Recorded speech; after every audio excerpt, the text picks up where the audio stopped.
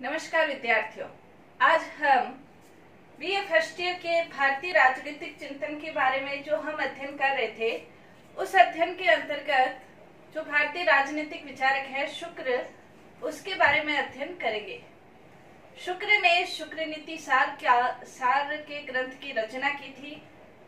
जैसे कौटिल्य का अर्थशास्त्र राजनीति से संबंधित है, वैसे ही शुक्र नीति सार भी राजनीति से संबंधित लिखा गया ग्रंथ है। भारतीय राजनीतिक चिंतन के अंतर्गत शुक्र नीति सार का भी अपना महत्वपूर्ण स्थान है। शुक्र नीति सार के अंतर्गत राज्य की उत्पत्ति, राज्य के कार्य, प्रशासनिक व्यवस्था, इन सब का विस्तृत रूप से उल्लेख हमें देखने को मिलता है। आज हम शुक्र नीति सार के अंतर्गत जो प्रशासनिक व्यवस्था है, उसके बारे में हम अध्ययन करेंगे। शुक्र का भारतीय राजनीतिक चिंतन में बहुत महत्वपूर्ण योगदान है। महाभारत के अंतर्गत भी शुक्राचार्य को बहुत सम्मानजनक स्थान प्रदान किया गया है। लेकिन शुक्राचार्य जिन्होंने शुक्र नीति की रचना की है, उनके बारे में निश्चित रूप से, उनके कालक्रम के बारे में निश्चित रूप से कहा नहीं जा सकता है, क्योंकि शुक्र नीति सार के अंतर्गत जो स्पष्टता, निश्चितता, राजनीतिक चिंतन का जो एक सटीक वर्णन देखने को मिलता है, तो उसके कारण से विद्वान ये कहते हैं कि ये उस समय की रचना नहीं होकर अर्थशास्त्र के बाद की रचना है। लेकिन फिर भी भारतीय राजनीतिक चिंतन में शुक्र नीति सार का महत्वपूर्ण योगदान कह सकते हैं। वैसे शुक्र नीति सार में शुक्र नीति की ही तारीफ करते हुए ये कहा गया है कि वास्तविक नीति शुक्र नीति ही है और अन्य सब जो नीतियां हैं वो कुनीति है। तो आज हम शुक्र नीति सार में जो प्रशासनिक व्यवस्था है, आज से सैकड़ों साल पहले शुक्र ने जो प्रशासनिक व्यवस्था का विस्तृत, सटीक, निश्चित वर्णन जो उस समय किया है, वो भारतीय राजनीतिक चिंतन का एक महत्वपूर्ण पक्ष उजागर करता है। तो शुक्र नीति सार के अंतर्गत जो प्रशासनिक व्यवस्था है, उसका हम अध्ययन करेंगे।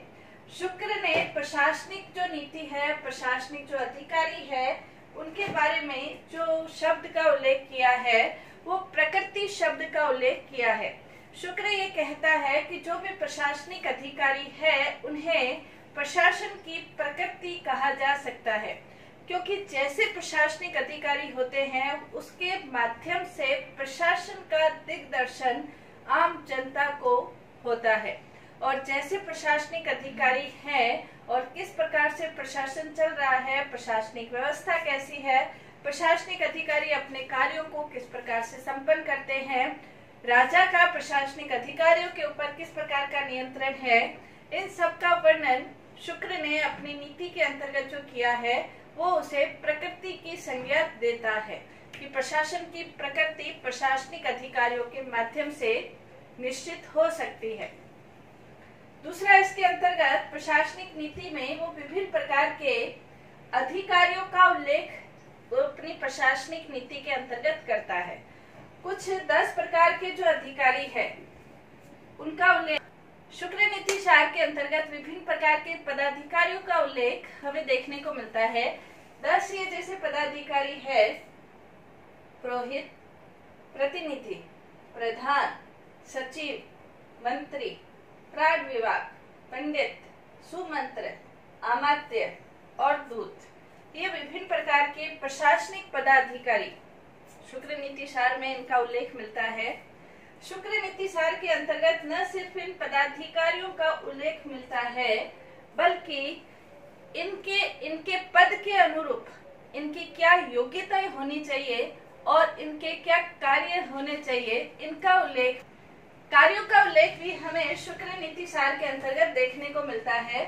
जैसे पुरोहित है, सबसे महत्वपूर्ण अधिकारी शुक्र नीति सार के अंतर्गत देखने को मिलता है। पुरोहित का जो प्रमुख कार्य है, वो नीति से संबंधित कार्य है, और जब नीति से संबंधित पुरोहित का कार्य है, तो नीति से संबंधित योग्यता का उल्लेख भी पुरोहित इसमें शुक्र नीति सार में किया गया है। यानी कि राजा को नीति के संबंध में, नैतिकता के संबंध में, नैतिक आचरण के संबंध में राजा को सलाह देना, राजा को परामर्श देने का जो कार्य करेगा या राजा को नैतिक मार्ग पर चलाने का जो कार्य करेगा वो पुरोहित के द्वारा होगा। और जब पुरोहित के द्वारा नैतिकता से संबंधित कार्य किया जाता है तो पुरोहित की जो योग्यता है वो भी नैतिकता से संबंधित होगी। यानी कि वो विधाओं का ज्ञाता हो, शास्त्रों का ज्ञाता हो, नीति के मार्ग पर चलने वाला हो, सबका सम्मान करने वाला हो, कथनी और करनी में एक समान होना चाहिए, सत्यवादी होना चाहिए, कुशल वक्ता होना चाहिए, मितभाषी होना चाहिए। ये सारे गुण पुरोहित नामक अधिकारी में होने आवश्यक है, क्योंकि उसे राजा को भी नैतिकता के संबंध में मार्गदर्शन करना है, नैतिक गुणों से भरपूर होना चाहिए। ये सारे योग्यता और उसके कार्य पुरोहित में शुक्र नीति सार के अंतर्गत लिखे गए हैं। दूसरा है प्रतिनिधि। प्रतिनिधि का जो कार्य है वो है कि राजा को कौन से कार्य करने चाहिए और कौन से कार्य नहीं करने चाहिए, इसका मार्गदर्शन, परामर्श देने का कार्य इसके प्रतिनिधि के द्वारा किया जाता है। तो कौन से कार्य उसको करने हैं, कौन से कार्य नहीं करने हैं, यानी कि आंतरिक प्रशासन के अंतर्गत राजा को किस प्रकार की नीतियां बनानी है, किस प्रकार के कार्य करने हैं, प्रजा के कल्याण से संबंधित कौन से कार्य करने हैं, जलाशय बनाना है, मनोरंजन के कुछ जनता के मनोरंजन के लिए कार्य करने हैं, उत्सव की व्यवस्था करनी है, मेले की व्यवस्था करनी है, नहीं करनी है, अंतर्राष्ट्रीय राजनीति के अंतर्गत कौन से राज्य से संधि करनी है, कौन से राज्य से विग्रह करना है, इससे संबंधित जो कार्य प्रतिनिधि नामक अधिकारी को सौंपे गए हैं। तीसरा है प्रधान। प्रधान का जो कार्य है वो समीक्षा से संबंधित कार्य है। समीक्षा से संबंधित कार्य का मतलब ये है कि वो जो प्रधान है वो उन कार्यों की समीक्षा करेगा। जैसे प्रतिनिधि ने ये बता दिया कि अमुक राज्य से संधि नहीं करनी है या अमुक राज्य से संधि करनी है, तो जो ये प्रधान नामक अधिकारी है ये इसकी समीक्षा करेगा कि क्यों नहीं करनी उस राज्य से संधि या उस राज्य से संधि क्यों करनी है, उसका पूरा विवरण राजा के सामने ये प्रधान नामक अधिकारी रखेगा। नेक्स्ट है सचिव।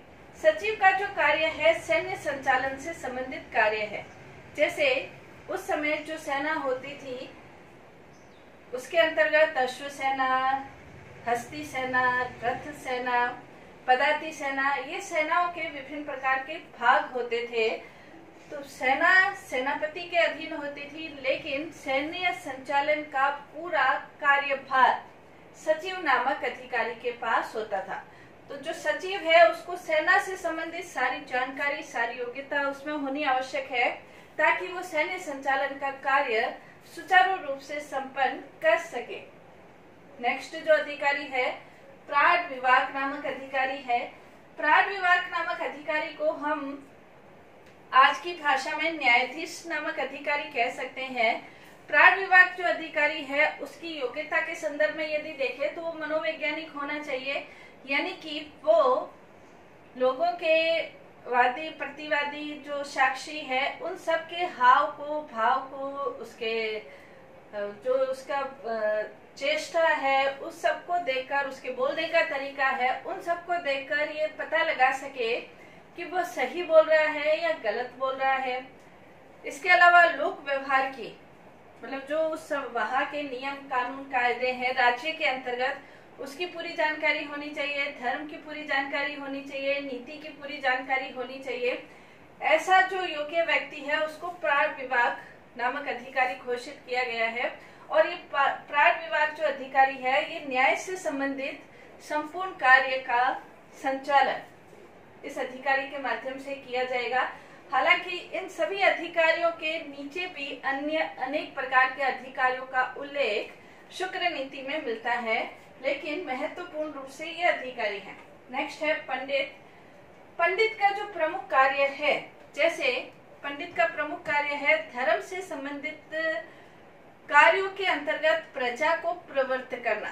धार्मिक जो कार्य है और जो लोगों के अपने अपने कर्तव्य हैं, धार्मिक कर्तव्य है, सामाजिक कर्तव्य है, नीतिगत कर्तव्य है, उन कर्तव्यों की ओर उनको प्रवृत्त करना, ये पंडित का कार्य है।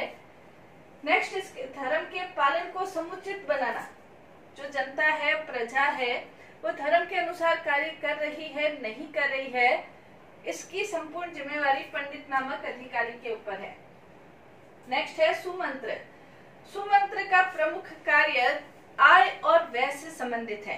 राज्य को कितनी आय हो रही है और कितना व्यय हो रहा है, कौन सी योजनाओं के अंतर्गत पैसा लग रहा है, राज्य के अंतर्गत कितना उत्पादन हो रहा है और उस उत्पादन का कितना उपभोग हो रहा है।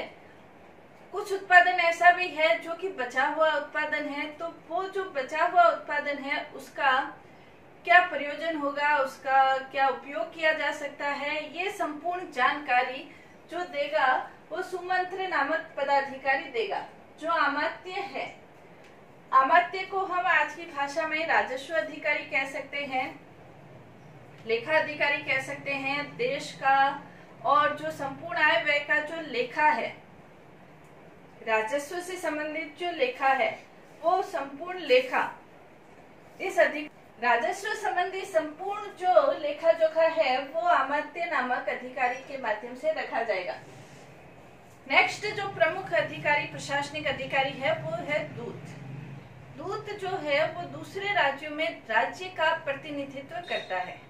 तो दूत ईमानदार होना चाहिए, किसी भी प्रकार के प्रलोभन में फंसने वाला नहीं होना चाहिए, देशभक्ति उसमें कूट कूट कर भरी हुई होनी चाहिए, मनोवैज्ञानिक शास्त्रों का ज्ञाता, निर्णय लेने में सक्षम, चतुर, वाक पटु, ये सारे गुण जिसमें है उसे दूत बनाया जाना चाहिए, ताकि वो दूसरे राज्य के अंतर्गत राजा का प्रतिनिधित्व सही प्रकार से कर सके।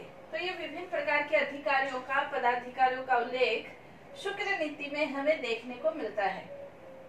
ये इनकी योग्यता और इनके कार्य। शुक्र ये कहता है कि प्रशासनिक अधिकारियों को उनकी योग्यता के आधार पर नियुक्त कर दिया, लेकिन इनके ऊपर नियंत्रण लगाने का कार्य, नियंत्रण करने का कार्य भी राजा के द्वारा किया जाना चाहिए। ऐसे नहीं कि राजा प्रशासनिक अधिकारियों के ऊपर नियंत्रण नहीं रखे। प्रशासनिक अधिकारियों पर राजा के द्वारा नियंत्रण लगाए जाने का कार्य भी किया जाना चाहिए। तो इसके अंतर्गत प्रशासनिक अधिकारियों के ऊपर नियंत्रण कैसे किया जाए उसका भी उल्लेख शुक्र नीति सार में हमें देखने को मिलता है। पहला है कि राजा के द्वारा भी घूम घूम कर राज्य में, नगर में, गांव में राजा को घूम घूम कर प्रशासनिक अधिकारियों के बारे में जानकारी हासिल करनी चाहिए, उस आधार पर भी नियंत्रण लगाया जा सकता है। दूसरा, प्रशासन जनता के हित में कार्य कर रहे हैं, नहीं कर रहे हैं, तो उसके बारे में भी प्रजा से जानकारी हासिल करते रहना चाहिए। शुक्र नीति में यह भी लिखा हुआ है कि यदि 100 प्रजा के लोग किसी अधिकारी के विरुद्ध लिखित रूप में यदि राजा से शिकायत करते हैं तो राजा को उस पदाधिकारी को उसके पद से हटा देना चाहिए। इसके अलावा शुक्र यह भी कहता है कि किसी भी विभाग के लिए संपूर्ण विभाग किसी एक अधिकारी को नहीं सौंपना चाहिए, बल्कि सामूहिक रूप से सौंपना चाहिए। एक प्रमुख अधिकारी होना चाहिए, 2 उसके सदस्य होने चाहिए। इस आधार पर अधिकारों का आवंटन होना चाहिए, ताकि किसी भी विभाग की संपूर्ण शक्ति किसी एक अधिकारी के पास नहीं हो। इस आधार पर भी नियंत्रण रखा जाना चाहिए। आगे शुक्र नीति में यह भी कहा गया है कि राजा को जो पदाधिकारी है उनका 3, 5 और 7 ऐसे सालों के अंतराल में उनके कार्यों का आंकलन होना चाहिए। कार्यों का आकलन निष्ठा और निपुणता इनके आधार पर होना चाहिए कि कितनी निष्ठा से कार्य किया गया है और कितनी निपुणता से किया गया है। कार्य किया गया है या कार्य से विमुक्त भी हुए हैं, इन आधारों पर कार्यों का आकलन होना चाहिए और उसी आधार पर ही, कार्य आकलन के आधार पर ही आगे की पदोन्नति निर्भर करनी चाहिए। इसके अलावा शुक्र ये भी कहता है कि किसी भी अधिकारी को एक पद पर अधिक समय तक नहीं रखना चाहिए। उसका पद का स्थानांतरण या ट्रांसफर एक पद से दूसरे पद पर भेजने की योजना भी राजा के द्वारा होनी चाहिए, ताकि एक पद पर रहते हुए शक्ति का अर्जन किसी पदाधिकारी के माध्यम से न हो और वो शक्ति अर्जन करके उसका गलत प्रयोग नहीं करे। इसलिए किसी एक पदाधिकारी का एक पद पर ज्यादा समय तक नहीं रखना चाहिए। साथ ही उसने ये कहा कि पदाधिकारियों के ऊपर नियंत्रण करने के लिए राजा को ये भी जरूरी है कि वो ये देखे कि जो शक्ति संतुलन है, मतलब कोई एक ऐसा पदाधिकारी नहीं होना चाहिए कि उसके पास शक्ति ज्यादा हो जाए। शक्ति संतुलन राजा को हमेशा अपने पक्ष में ही रखना चाहिए, ताकि कोई पदाधिकारी राज्य में अनुचित लाभ उठाने की चेष्टा नहीं करे। तो ये पदाधिकारियों, योग्यता, उनके कार्यों से संबंधित वर्णन हमने आज पढ़ा। कल कार्मिकों से संबंधित और भी इसका जो अध्ययन है वो हम पढ़ेंगे। धन्यवाद।